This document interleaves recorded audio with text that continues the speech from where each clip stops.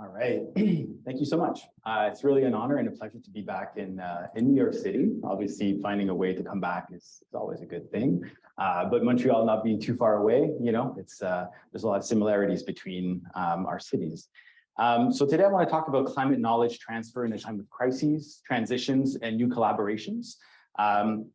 Courtney explained kind of my background, and I think you'll be able to know right away that I'm not a climate scientist, but I've worked with a lot of different climate scientists as well as different researchers from different fields as well, through transdisciplinary, interdisciplinary approaches, from applied research opportunities.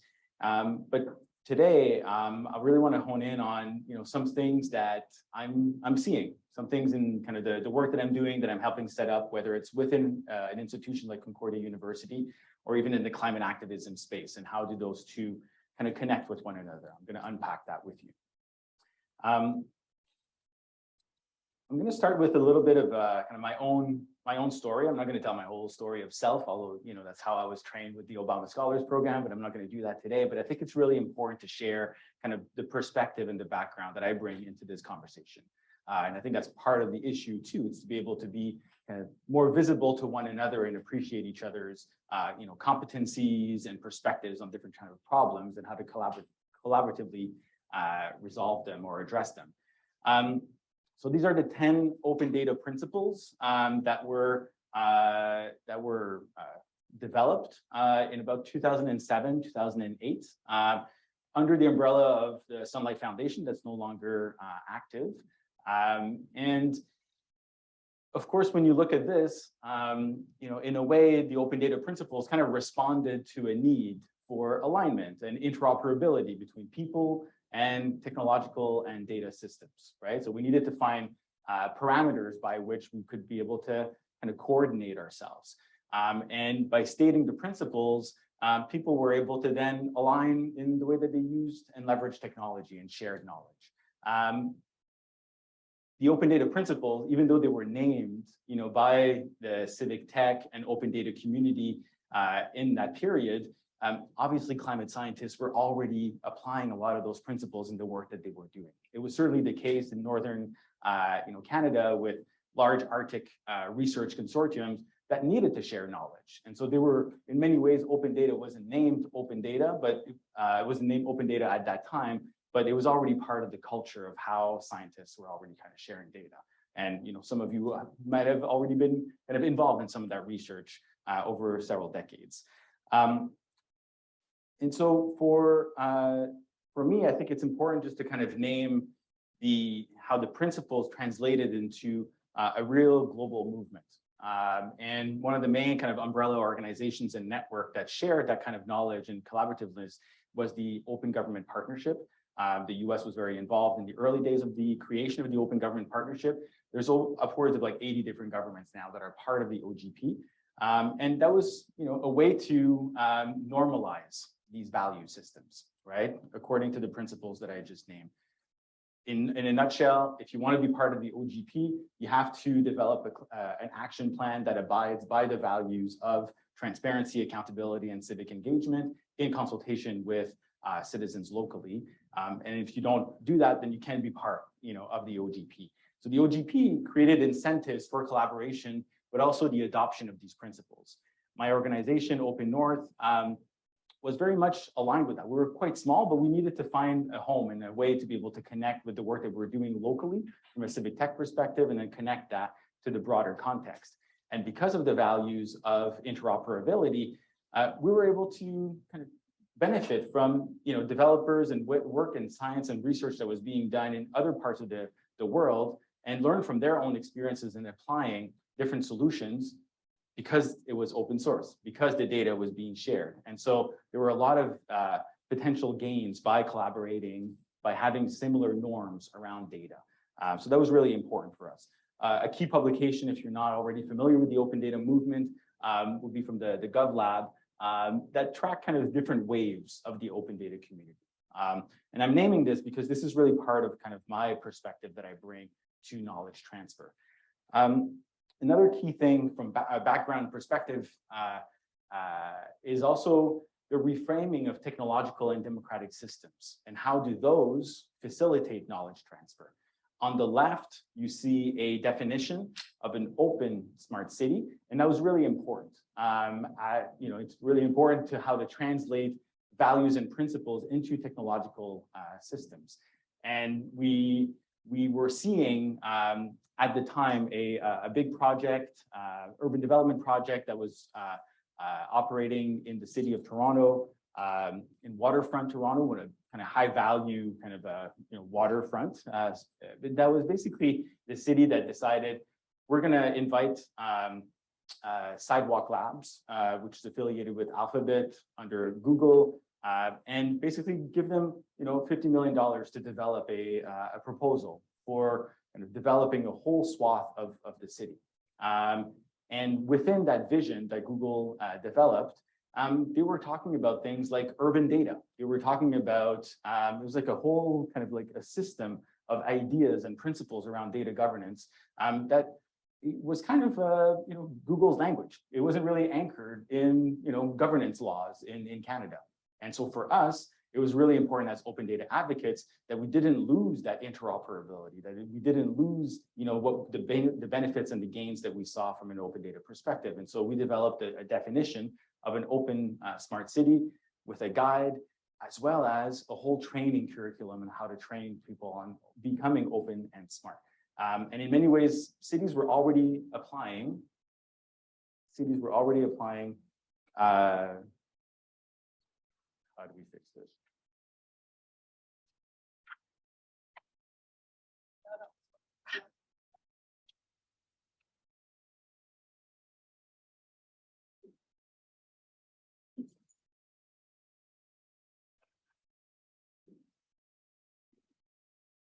Might come back up. Just Wi-Fi.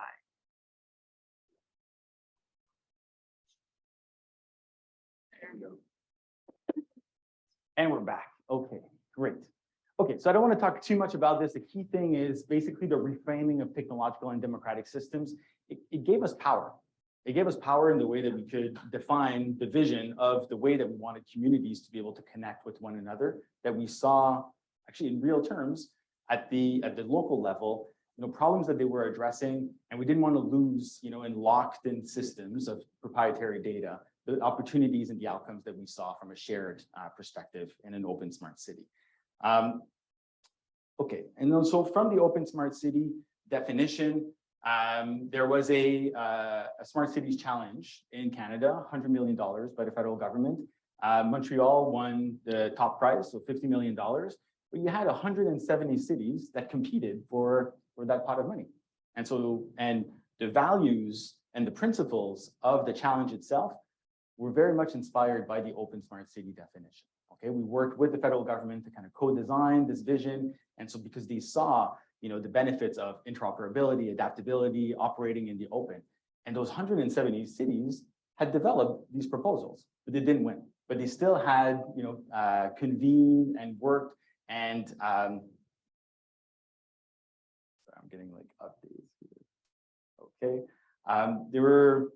the point that I want to make is that you had 170 cities that had developed these proposals, but even though they had not won, they still had that vision of how to collaborate around technological systems that were more open and transparent.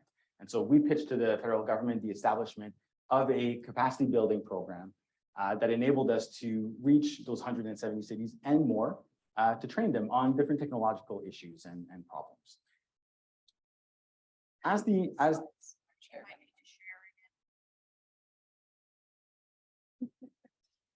you have to share your slides again. I have to share my slides again? Okay.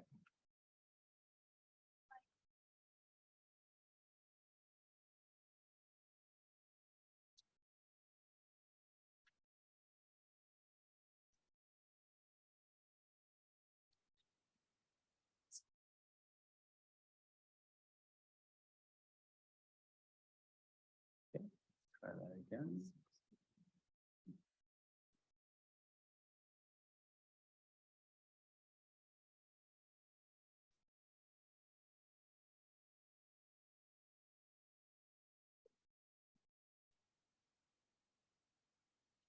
Here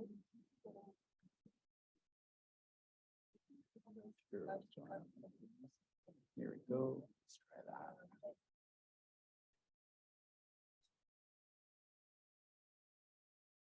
Yes.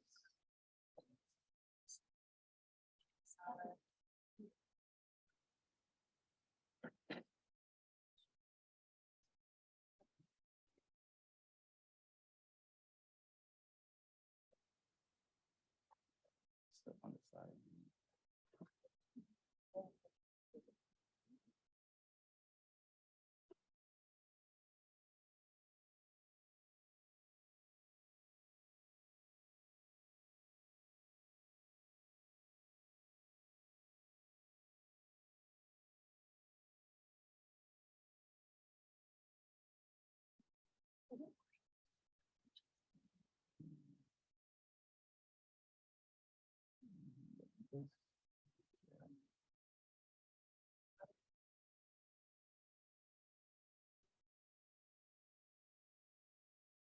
Okay. Take 3. Let's do it. Okay.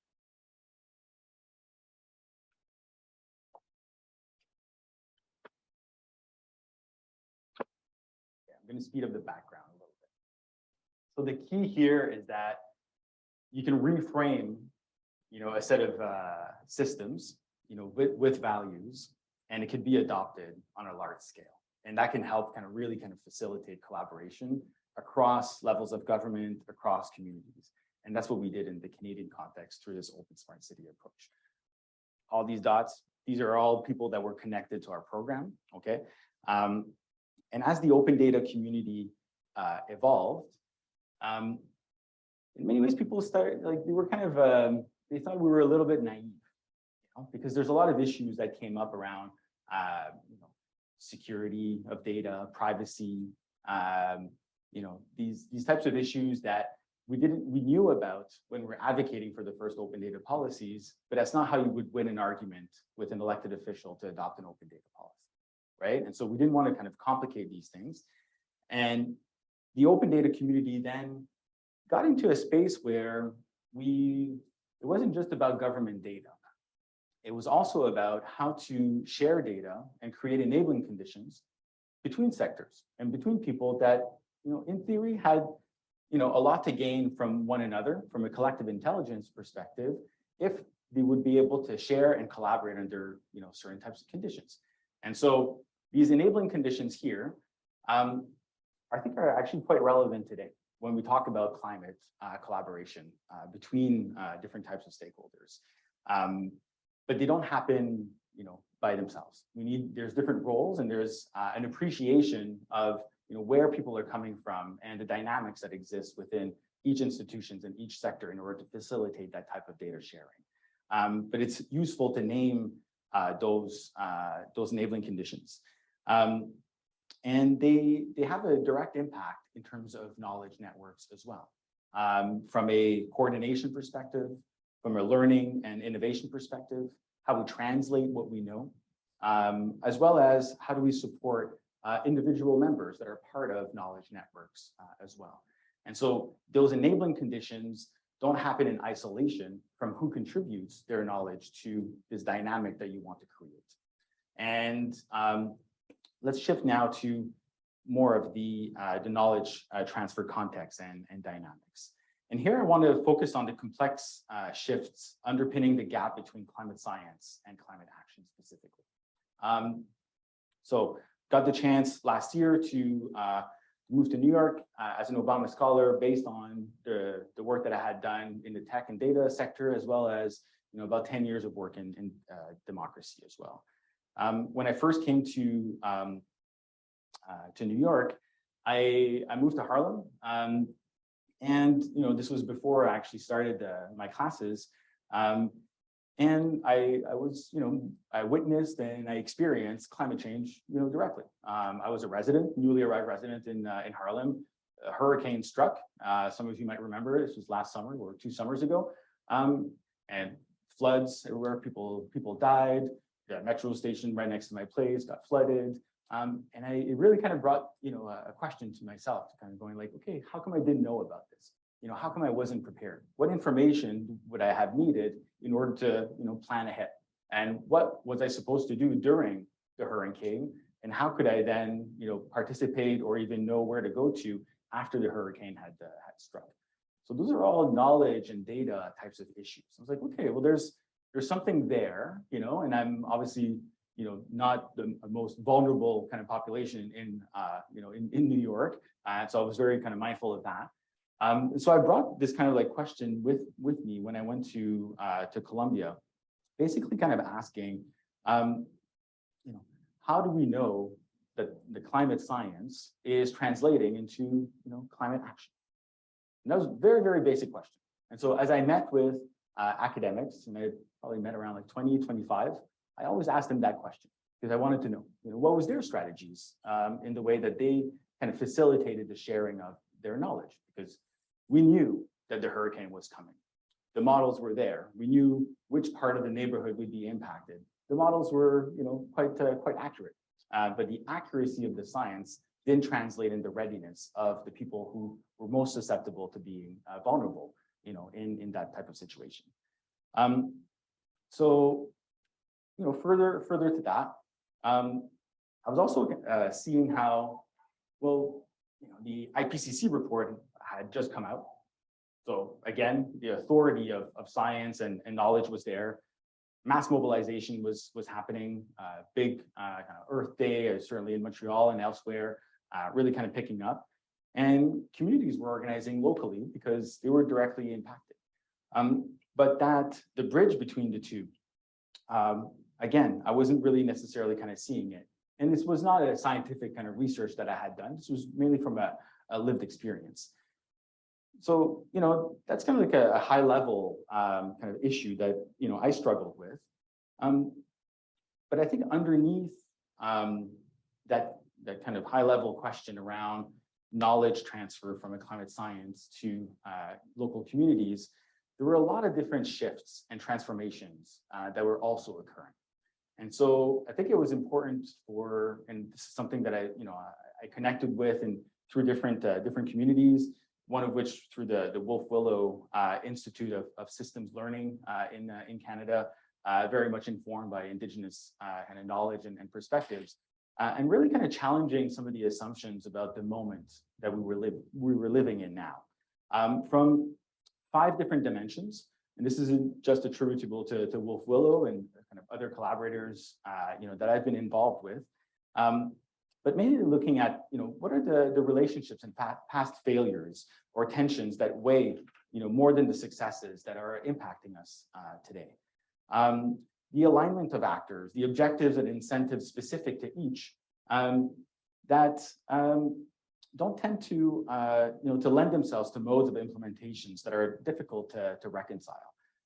Power asymmetries, the dynamics of power and capital accumulation that aren't necessarily discussed clearly or leaving room for latent tensions.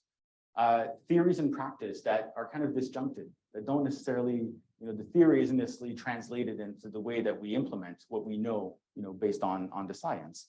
And the uncertainty of divisions. And I think that's something that we've kind of felt over the last several years. And the kind of antagonistic kind of like postures that are kind of like emerging in society right now. So those types of reflections are quite important for knowledge transfer, because that's the context of this kind of complex sets of shifts and transitions that are also occurring that we need to kind of delve into. One way to think about it is what could be called or what's called the two loops model from the Burkina Institute. And basically what the two-loop model explains is that we're in a moment where you have institutions that are shifting, that are facing a lot of pressures, that are transitioning to something new, but you have a lot of people that are still holding on to the way that they've been doing things for a long time, right? And so that's something that's in government, in academia, pretty much, in any sector. People kind of hold on to the things that they know. It's just like a basic assumption about, the way that kind of human institutions work. At the same time, you also have people that are, wanting to shift and innovate and kind of transition those institutions into something new. and they will prototype different approaches. But the bridge between the old and the new doesn't happen often by itself. And how to deal with or how to support people that are, transitioning kind of out of the current modes or the modes of thinking and working that they've been used to, without kind of totally totally putting them aside, but actually helping them contribute to this new kind of transition in a way that is nourishing and kind of illuminates the way that we think in terms of future opportunities and future institution building. So there's a moment in time right now that I think we're kind of positioning ourselves in that kind of innovation kind of space. And I'll give a couple of examples a little bit later. Another way of thinking about kind of the underpinning transitions that are happening right now, I'm naming this Vinod's diagram because it's from a friend of mine who runs a Future of Good in Canada, but also a broad publication internationally, is that oftentimes there's a kind of a division. And this is a simplistic model, but I think it's a helpful one, where you've got a tendency for kind of design kind of thinking that looks to the future, and another kind of SWAT of people who are thinking about kind of the moment, but are more geared towards a justice-based kind of mindset that's focused on kind of historical kind of grievances and how to bring that into the present and better understand that. And it's often difficult to think about the future as you think about the past. And so there's a division there that also exists that we need to, again, reconcile with. I'm not giving you solutions to this. I'm just kind of naming the shifts and the transitions that are informing the way that knowledge transfer is impacted today. Another, I think, a key element of these shifts and transitions is that we're seeing a lot of opportunities around intersectoral kind of collaboration, and I'm not including the private sector into this, although I know that the private sector can contribute to it. But I'm focusing more on community, academia, and government.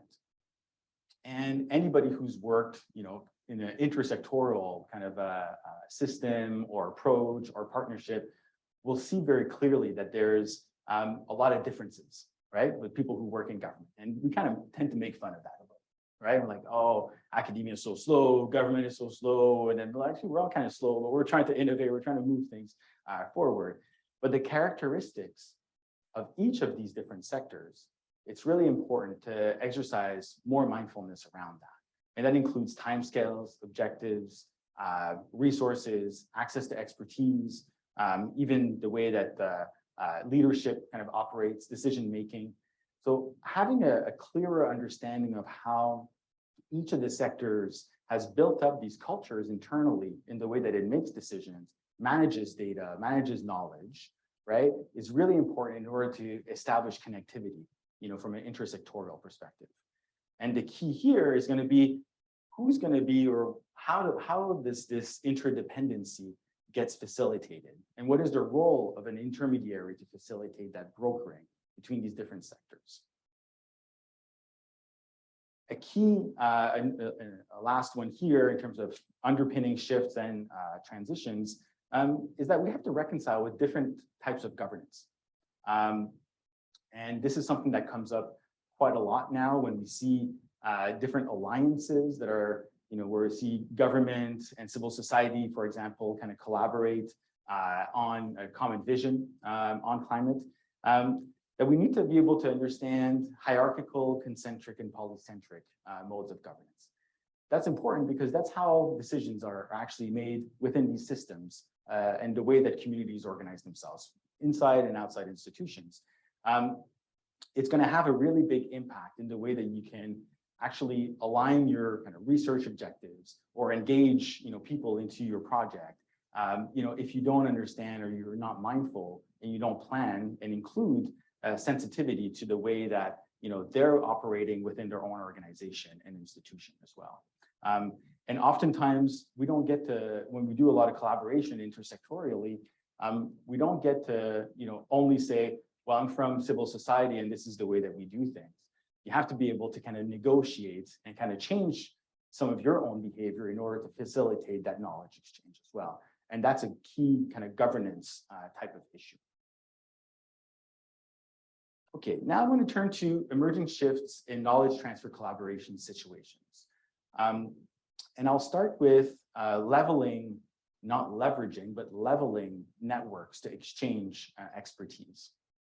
And you'll see that I'm naming, and I'm using literature from knowledge networks, and kind of naming a few kind of situations that I've been a part of as examples to help kind of characterize that. So again, when I was at Columbia, I was, like I said, I had that question around climate science and climate action. And I went to the head of the climate school, Professor DeFries, and I asked her, it would be interesting, wouldn't it be to maybe convene a group of Obama Scholar climate leaders with researchers from the climate school and have a dialogue about intersectoral collaboration on climate science.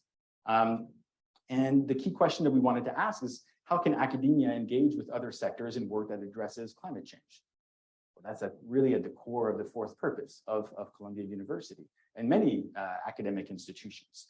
And you can see here some of the questions that we asked.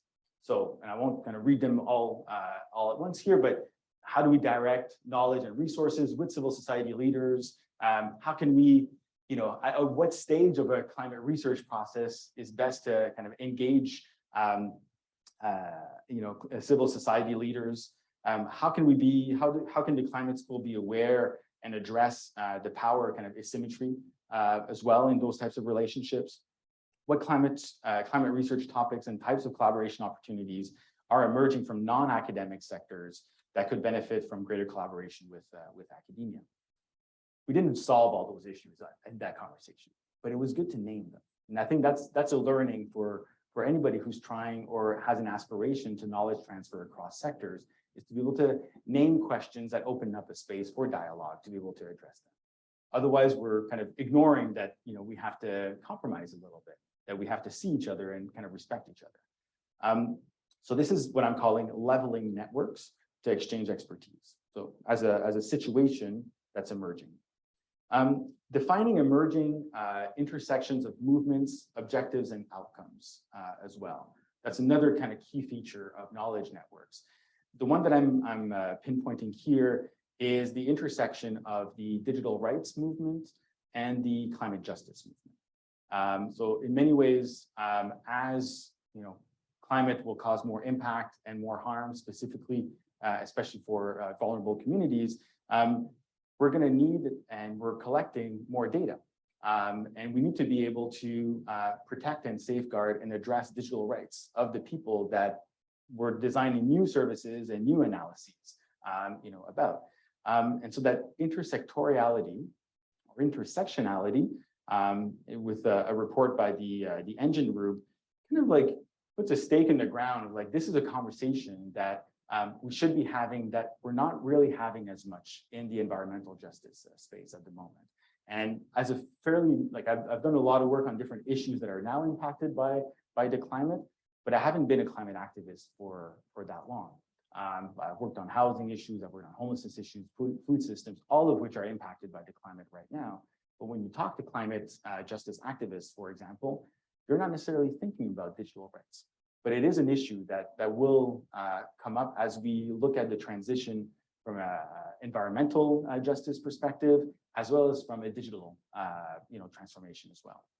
So again, defining emerging intersections is kind of naming a space that knowledge transfer across sectors needs to reconcile. Then, well, there's emerging new kind of convening structures and infrastructure. Obviously, I'm speaking more from an open data perspective, but we can also kind of broaden that to kind of more of open science as well. And we're seeing kind of new networks, kind of call to actions to create new communities of practices.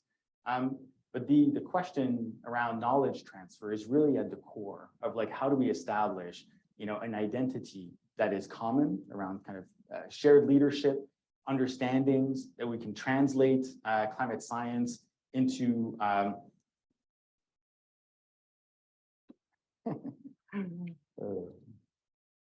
let's do this again.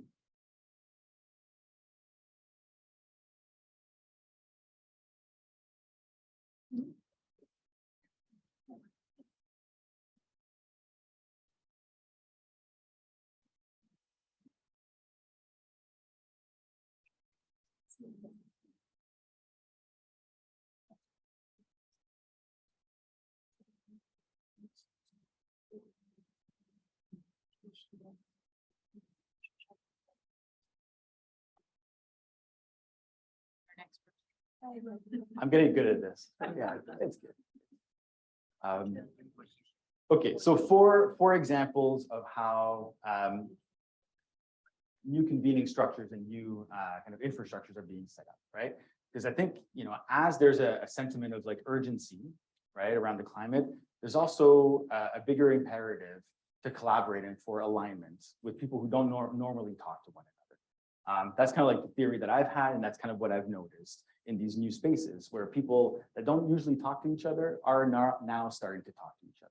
And because of the underpinning kind of ethos around and the principles around open data, that lends itself to sharing and collaboration, but that's not sufficient, right? How do we share? What do we share? What do we know what we know? How do we kind of translate the context from which research and kind of applications of technology and data are able to be communicated meaningfully in group settings, in communities of practices? There's a lot of new spaces where people are trying to kind of untangle and wrestle with those types of issues. And I'm naming a few here. And if I take the example on the right, with the head of the Center for Open Data Enterprise, with an article in Apolitical, which I invite you to read, there's also kind of sometimes like we think that people are already connecting with one another when they're not, and we have to kind of like have that vision and kind of put out kind of an opportunity or name an opportunity that people may or may not be thinking about. And sometimes naming something is also an invitation, to participate and to be in a room and to share what you know, right? So I'm saying that because it kind of goes without saying, but there's like obviously the connectivity that happens right now internationally, where I think there's a lot of impetus to be able to kind of create and hold those spaces, and who holds that space and who makes a claim to have the legitimacy to holding that space is a very important kind of type of issue around creating governance mechanisms and spaces that are inclusive and equitable. Another trend, to continue on that line of thinking, is that we're moving past kind of more classic models of participation and getting into areas that are a little bit messier around co-construction. And the example that I have on the left, basic kind of like a ladder of engagement from the IAP2 international body around public participation and consultation. That kind of stops a little bit short of like getting into co-creation and co-construction. On the right, this is the launch of a new civic alliance in Montreal called Transition en Commun. And what tech does, in theory, it's simple. It's to develop a common vision around the socio-ecological transition. But how you do that in practice requires you to align with each other's timelines, align around each other's ways of thinking and doing, but then also being able to kind of go into the weeds of how government works and name what are the blockages, perhaps from a regulatory perspective, that stand in the way of local activists at the neighborhood level that are already mobilizing to kind of leverage what they know in collaboration with experts to kind of shift their responses locally to address the socio-ecological transition. But the co-construction angle is one that is challenging to do. And then defining new purposes and norms. And so, I've named here, or I've included Columbia University's fourth purpose, the three kind of main pillars around connecting, empowering, and accelerating. And I've been asked, like in the past, how could we do that? How can we kind of achieve those objectives, that Columbia has set out for itself? I think the answer to that relies on, asking the people who could benefit from, the support and the translation of knowledge into action themselves.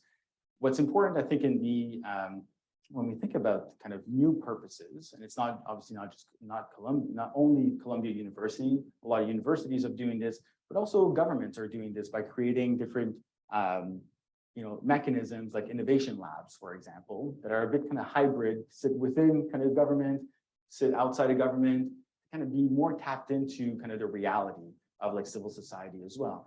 But negotiating how to do that, and a lot of these labs, not a lot, but I know of a few that have had to kind of shut down because when they made the case to maintain that functionality of having a foot in community to internal kind of stakeholders, that wasn't necessarily valued as much as it should, right?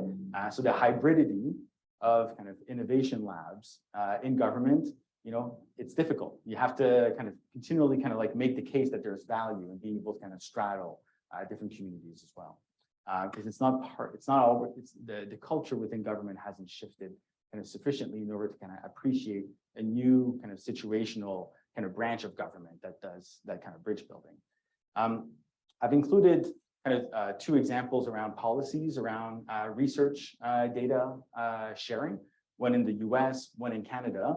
And I guess the point that I'm trying to make with kind of highlighting those is that even though there's a policy, that sets out, very clearly objectives around knowledge sharing amongst research communities, doing that in practice within a university setting, even if you have the digital infrastructure to kind of facilitate sharing of data and knowledge, doesn't often happen.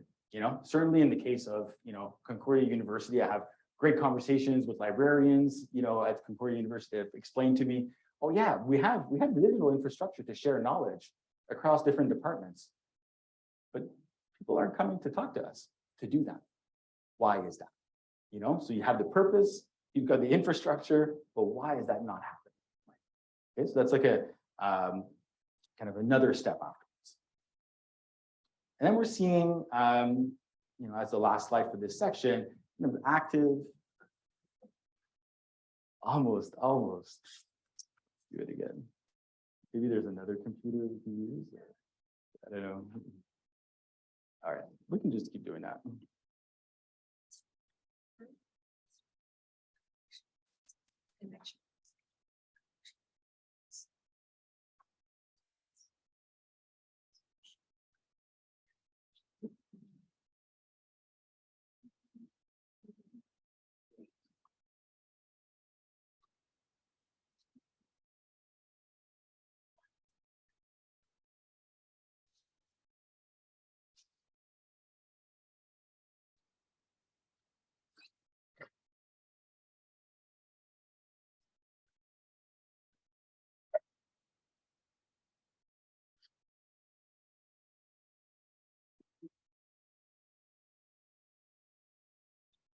The Wi-Fi connection.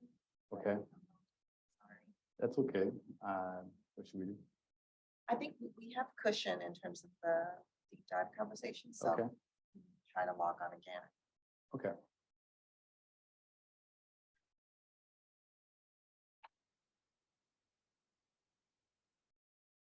Oh, okay. It's there.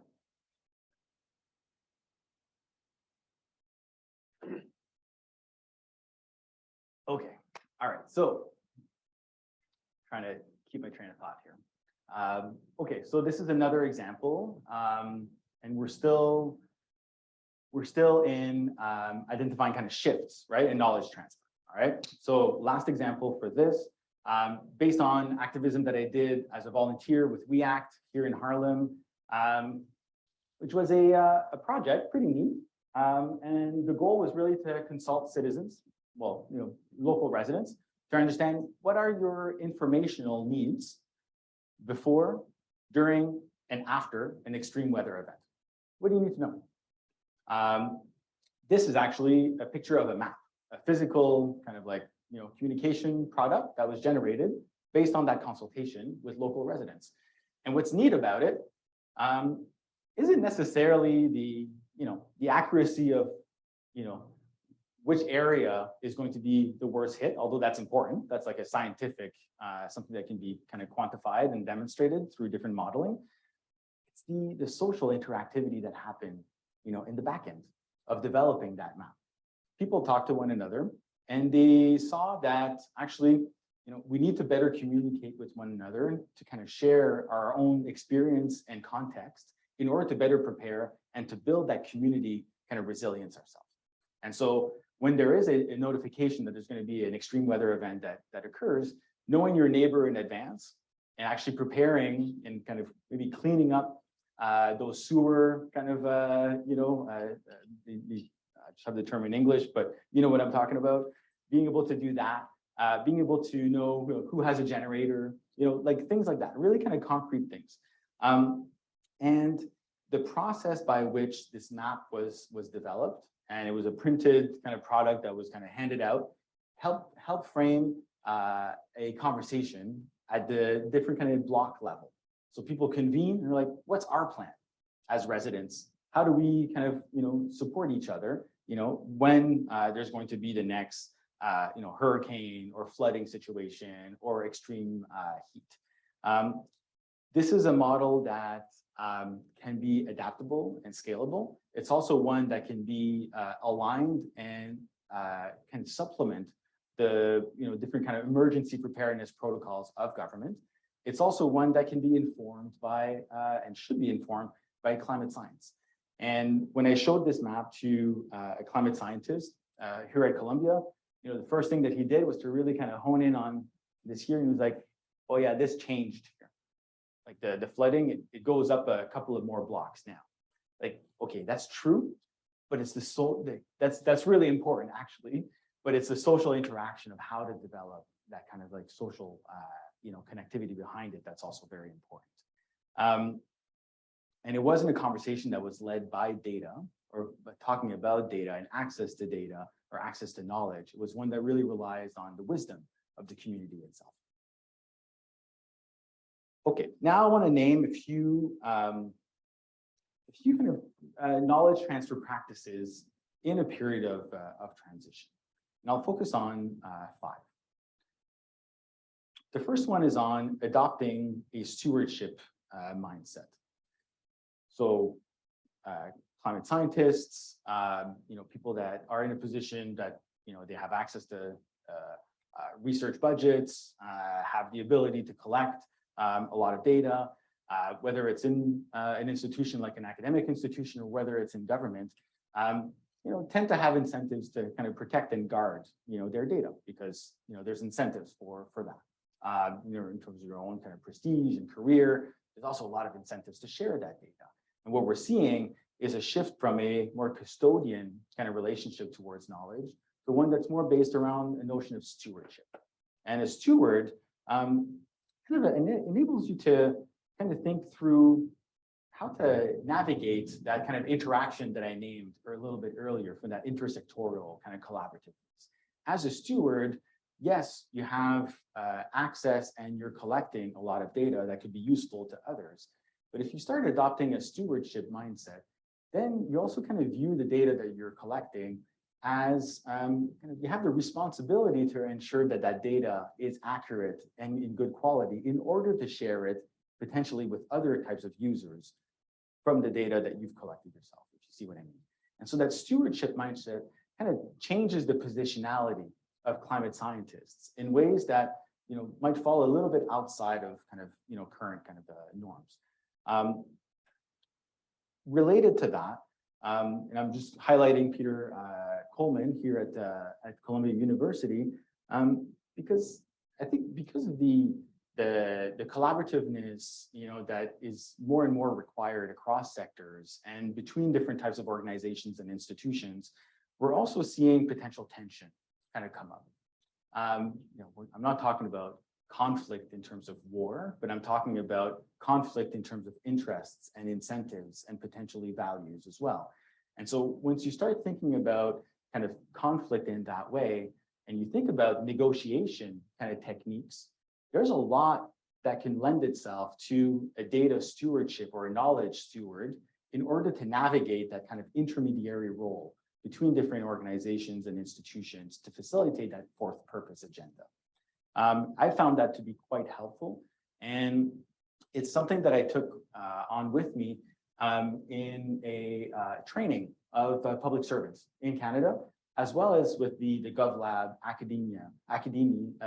Academy for data stewards as well. So thinking about self-knowledge and regulation, constructive conflict resolution, the adaptability. These are not part of regular training for engineers. It's not part of kind of the normal kind of training for necessarily for climate scientists. But the more that we need to collaborate, the more we need to be able to compromise, and the more we need to negotiate. Okay, that's the kind of key underlying issue there.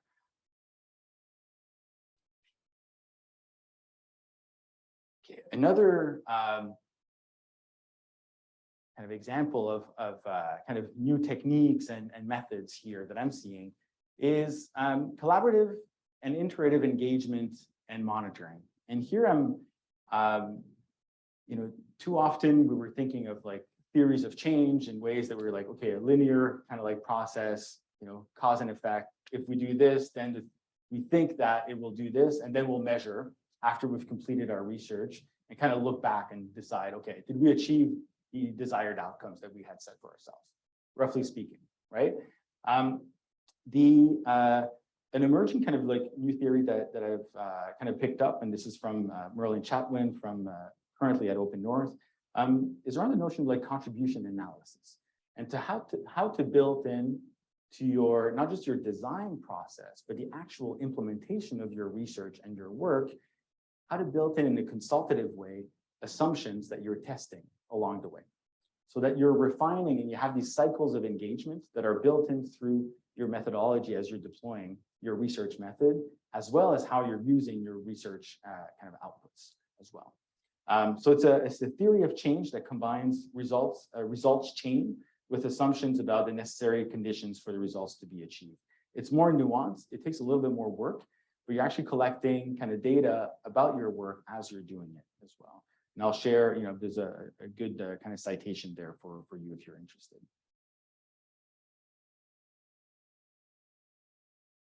You might have seen this article that kind of circulated a lot, I think, over the last few weeks from MIT Technology Review, kind of challenging, design thinking. Design thinking, has, according to the article, limitations around, problem framing that sometimes lacks context, emphasis on empathy, but sometimes at the expense of expertise.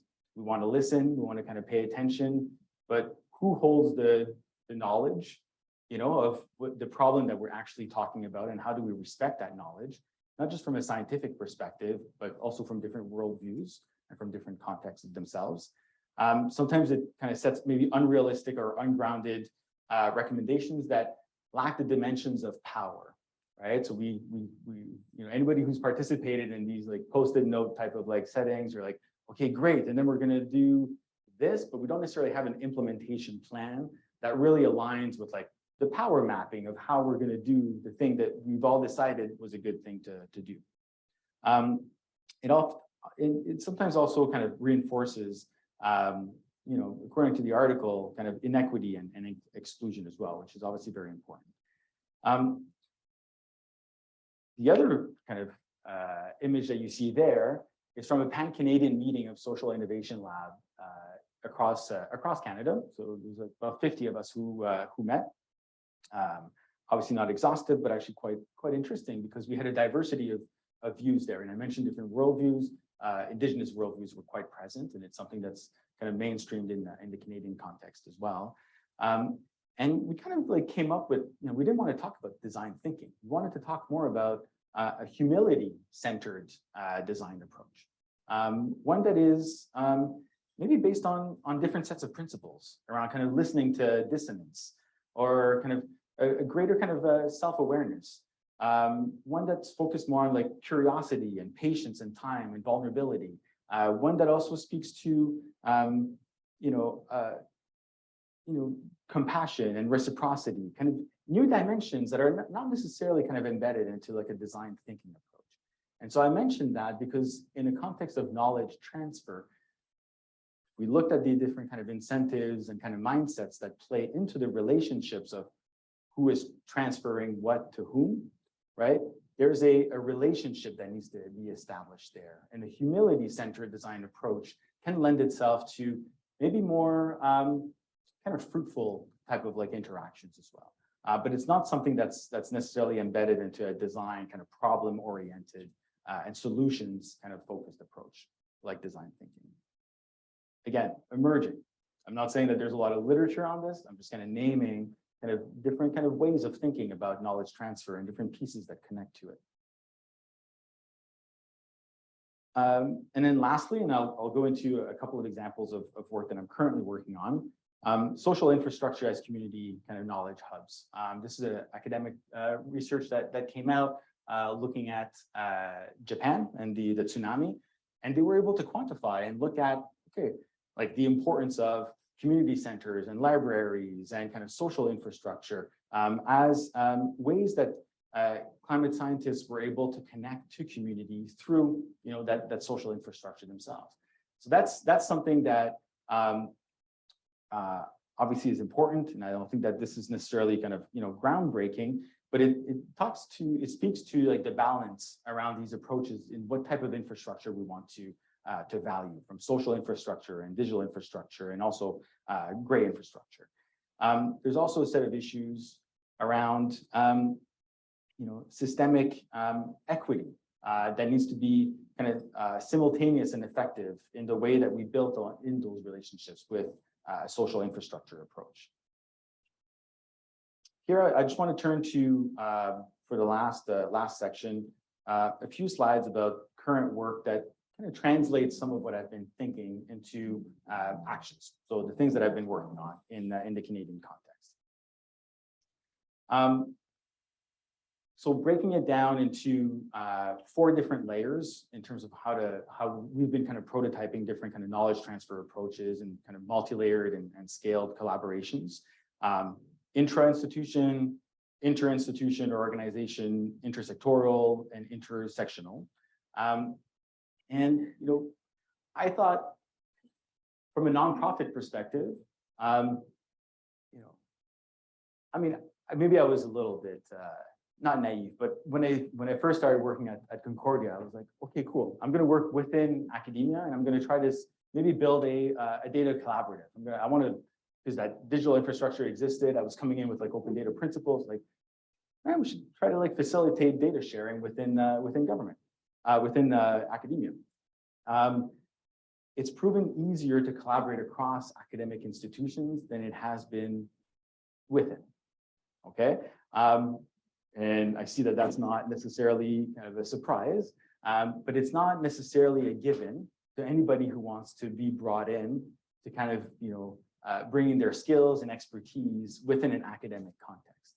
So the preparedness of how to kind of recruit and hold on to talent that isn't strictly academic within an academic or science kind of based institution, I think there's like a preparedness and also kind of a way of kind of navigating those waters that kind of requires more thinking around that.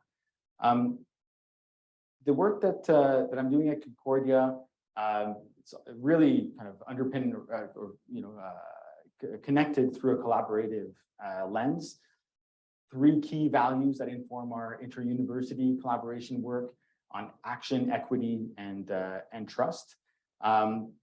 It's there's a few initiatives that we're doing that go right into the heart of knowledge transfer. One is repurposing climate data frameworks, mapping, as well as portals and dashboards. So Montreal Climate Partnership, at the bottom there, you see that. So we've got a public, philanthropic, private partnership that has the responsibility of monitoring the implementation of Montreal's climate action plan. And I like to be able to connect with partnerships because they're there. They already have the systems and the networks. They have the ability to convene. So I reached out to them and I said, we're setting up an inter-university data studio on the ecological transition. How could we be helpful? Or would it be helpful if we helped map out the availability of data on different themes that they had prioritized within the partnership? I said, okay, yeah, that would be interesting. And I was like, well, this is kind of a method that we've used in other contexts. It's called like a data mapping kind of framework. We could do that. making visible what data already exists, but also naming different gaps and different kind of blockages around kind of data sharing, so that if a researcher is involved in one of the streams of programming, they're able to know who's working on what and what data is available. And then you take and name the barriers to accessibility and kind of translate that back to, government to kind of make the case that those data could be valuable and there's a need for that. But if you don't document that, you're not going to be able to make that case. And so they said, yeah, we're interested in the mapping the data flow like that. And maybe you could help us kind of build or take the initiative to lead the establishment of a dashboard, on emissions data. So, okay, a dashboard is basically a kind of a more complex kind of like iteration of a data inventory with like different kind of analytics, kind of like features and whatnot. So we're going to be kind of engaging with that. But we could go further than that. Because a dashboard only takes you so far. And if we look at, different approaches like twin cities, for example, that really integrate social, physical, and digital kind of reality into one, then you see ways of being able to engage citizens kind of locally. And I'm talking about citizens more broadly, but, talking about kind of the advantages of digital twin concept. From an open urban platform, where there's not just the data flow, but you actually have the complementarity of the lived experience of people that are, experiencing the climate, and through kind of scenario-based modeling, then you're able to kind of supplement the missing data that you're not necessarily able to access as well. And so we want to start kind of we want to build that into an iteration of a dashboard. The dashboard is only a dashboard. We're only going to be able to go so far with that. It's still important, but there's a lot of other kind of ways that we could leverage technology. Last couple of examples. So hard to read, but I think you get the gist of kind of a pathway type of like approach here. This was done by another university in Montreal called Université de Montréal. And they mapped out transition pathways from an ecological transition perspective, as well as a digital transition perspective. But they haven't merged the two. And so this to me, and so they're naming things like, okay, like at different state, a different set of timing over the next like 30 or 40 years, we want, free internet access for all. Innovation sharing kind of policies, tech procurement transparency, sustainable kind of tech infrastructure. So these are all kind of things that you can measure, potentially. The data that gets collected, through the engagement and setting up that type of like digital kind of infrastructure in a transition pathway in how you kind of align that with a socio-ecological transition will bring up the types of issues that, I mentioned earlier from the engine room around digital rights. Okay, and so we're now kind of looking at how do we convene and hold a space where we can talk about developing community data agreements, because we're going to need more data from more people, and because we know that the climate is going to be impacting people that are more in situations of vulnerability. So we want to be able to talk about protecting the right to privacy and inclusion and consent and digital kind of sobriety and these types of issues as we move and kind of merge these different types of pathways.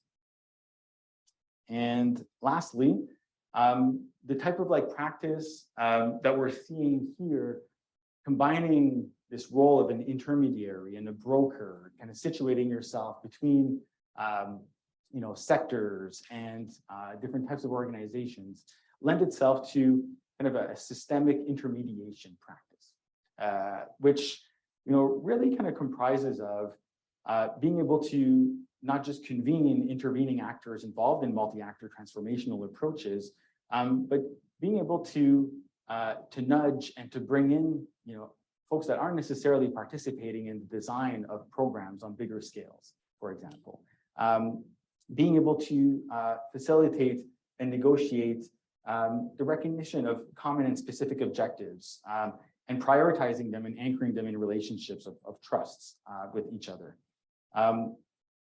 It's a response, and it's a way to be able to bring a certain type of value that doesn't necessarily fit in the current institutions that as they're currently designed, but in a way that institutions all kind of need that type of functionality in order for themselves to be able to collaborate better internally across sectors, as well as within their own organizations as well. And so just kind of naming the systemic intermediation practice as an emerging field from a transformative perspective. So I'll stop there. Thank you.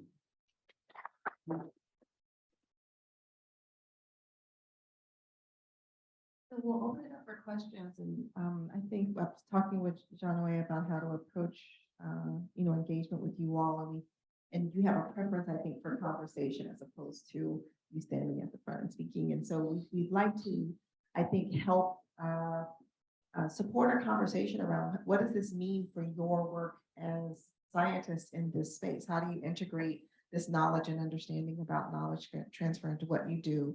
So I'll kick us off, and then happy to take other thoughts, questions, points of reflection.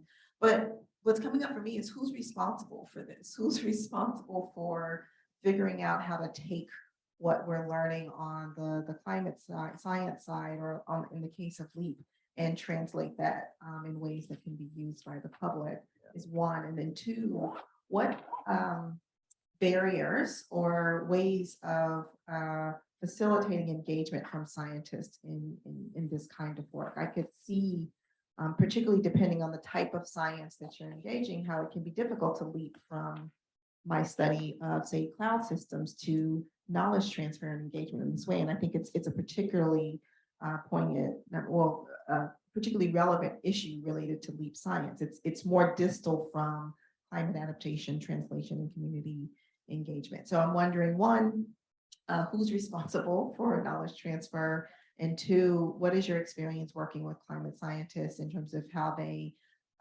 perceive barriers and getting in the way of their engagement in these ways, or what has helped facilitate that kind of engagement? Yeah, I mean, I think who is responsible is that we're all responsible. I think that's the key kind of to that, is that we all need to shift. The context is shifting. There's a requirement, there's an impetus, there's an imperative for us to be able to collaborate. And it can't just be one person who's going to have, the key to succeeding in facilitating all of that. So I think that's the kind of pressure that we're kind of facing right now. And it comes, from within organizations, outside organizations.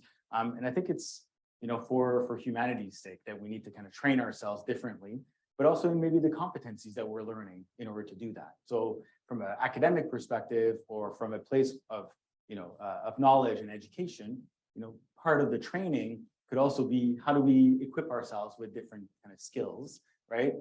In order for us to be able to go and test those skills, in the world. And so, I'm a strong believer in, like, as you're doing research, to also, sit on different boards or volunteer or do things that aren't only for yourself. And I don't mean to say that academics are all kind of self-interested. I just know that there's I know that. But the way that, rewards come from, the type of research that you do, sometimes the incentives don't necessarily lend themselves to being able to justify taking time to do things that aren't necessarily kind of rewarded kind of like institutionally. And I think we need to kind of think of what are those outcomes that eventually help build better relationships, with stakeholders and local organizations, for example, that are on the front line, that know a lot, that are very, very interested, and to treat that with curiosity, but not necessarily in a way that's going to be extractive or like, what can you do for me? So there's like kind of reciprocity there that I think is important. But the responsibility, I think, falls on all of us, and that's why I mentioned the public service schools, because they are training themselves to think differently about their own careers and their positionality as, like, in the public interest. And I think that's also something that can lend itself here. Experience working with the climate scientists. Yeah, I mean, it's like different settings where I've experienced that. And like I said, this is, I didn't necessarily work with climate scientists before, coming back to Canada. And so this is kind of relatively new to me. So I'm also kind of hoping that people can answer that question for their own experience of how they've navigated relationships and partnerships and, things that maybe didn't work out when they kind of approached a nonprofit locally and they're like, okay, how do we work together? I mean, I think it's going to be, it's the kind of configuration of the language and the objectives of each researcher, and kind of really kind of spending time understanding where they're coming from and what were the assumptions that were built into the work that, they're driving and their commitment to knowledge development. So I think there's like a certain kind of obligation, if I can say that, is that in order to engage with climate scientists, you got to respect the work that they've done and kind of put yourself in their shoes to understand like what drove them to be able to kind of dedicate so much of their time to do that. That's about respect, essentially. I kind of bring that back to kind of very kind of basic values, because I think values and principles can really kind of set a tone in interactions. And the collaborativeness and work that I've done, I always lead with principles. I never start talking about, the great things that we can do together. I always want to make sure that I know who's in the room and I understand, their context and the challenges that they've faced and things that are maybe under the surface, and kind of naming, challenges related to power or difference or fear or loss. Like I want to hear the stories from which they're coming from, not just the data. The data is a means to understanding the world in a quantitative way, that's highly powerful, potentially, but it's the people and how they talk to each other that develop human kind of interoperability that will make the data and knowledge interoperability kind of succeed. So I think just having that, saying that, kind of opens up and lends itself to kind of a different conversation that, from my experience, has been a little bit new in the way that I've interacted with climate scientists. But let's see where it goes. That's kind of like the theory. And just quickly, one part of this that we're talking about is how we take the science that we're developing here and share it out, and how do we build partnerships and relationships and human connections. In your experience, how do those types of partnerships and connections potentially change the science as well? So we think about this as being bi-directional. We talk about this in some ways, it's a principle, right? That there are other people who hold knowledge that could be useful to us. I think sometimes it's difficult to see how that works. Can you speak to your experiences around the other way the other direction of transferring knowledge, and how those types of partnerships and relationships might enhance or change the science itself? Yeah, I think it's maybe kind of stepping outside of a more kind of a research kind of like frame and kind of establishing a middle ground where you can kind of meet kind of like halfway. And that's why I mentioned the Transition en Commun, that civic alliance, because you have climate scientists that are in those committees and they come and they're there and they bring a lot of knowledge and expertise, in so many different ways. But I think it's the kind of building that trust and equity, and that kind of wanting to be able to understand. I put a lot of emphasis on like the relationship building, to be honest. Like that to me is so critical in how to achieve that. But the nature of partnerships, I think maybe not necessarily a mistake, but I think something that might have been more common or could be quite common is that in these types of like partnerships, a partnership is a vehicle through which you're able to kind of advance kind of your interests, and then you kind of take a piece of that partnership and you're like, okay, I'm going to dedicate some time and resources in order to drive research on that question, and we're going to bring people in to kind of like explore that together. I think being able to at the design stage, being open to maybe kind of looking at questions differently, outside of questions that have been driving kind of a research agenda, I think is important. Just like understanding the source and the context from which data was being collected in the first place, and being able to kind of name the parameters and the setting of that. But it goes back to the slide around the incentives and kind of being able to be much more explicit. Sometimes partnerships, get established, not necessarily quickly, but not necessarily with everybody who could benefit from the partnership. And it starts with a smaller group of people, and then it kind of expands.